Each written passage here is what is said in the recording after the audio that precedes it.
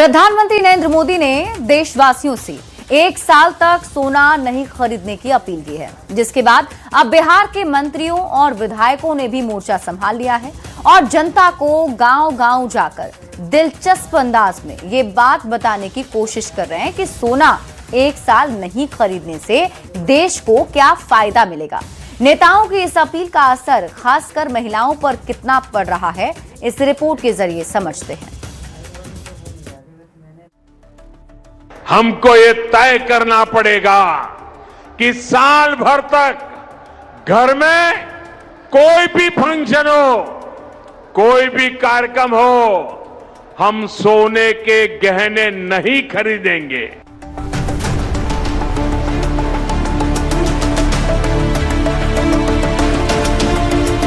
पहले प्रधानमंत्री नरेंद्र मोदी ने देशवासियों से साल भर सोना नहीं खरीदने की अपील की। अब पीएम मोदी के संदेश को जन जन तक पहुंचाने का बीड़ा उठाया है बिहार सरकार के मंत्रियों और एनडीए विधायकों ने। देश मजबूत हो, अर्थव्यवस्था से मजबूत हो, उन्होंने कहा 1 साल तक कोई सोना नहीं खरीदे। कहा कि नहीं कहा?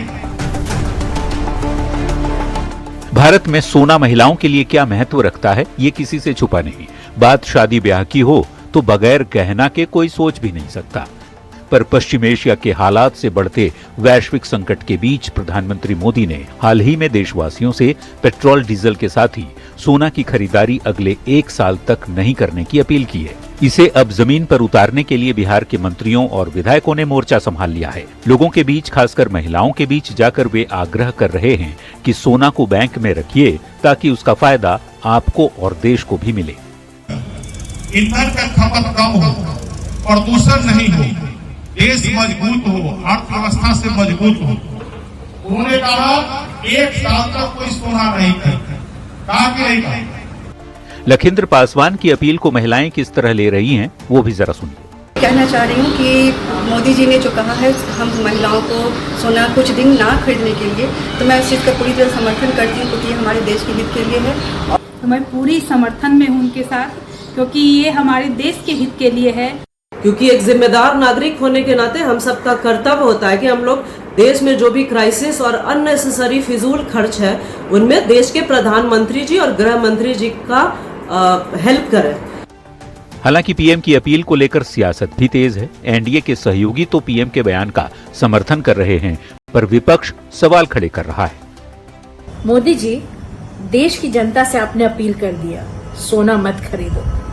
आप देश की जनता को उस लायक छोड़े हैं कि 1 ग्राम सोना भी खरीद सके? महंगाई, बेरोजगारी तो भरी पड़ी है।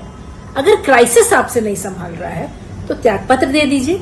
एक दिन में आप 30,000 लीटर तेल खर्च करते हैं। अपना जेट प्लेन, अपना काफिला बंद कीजिए ना।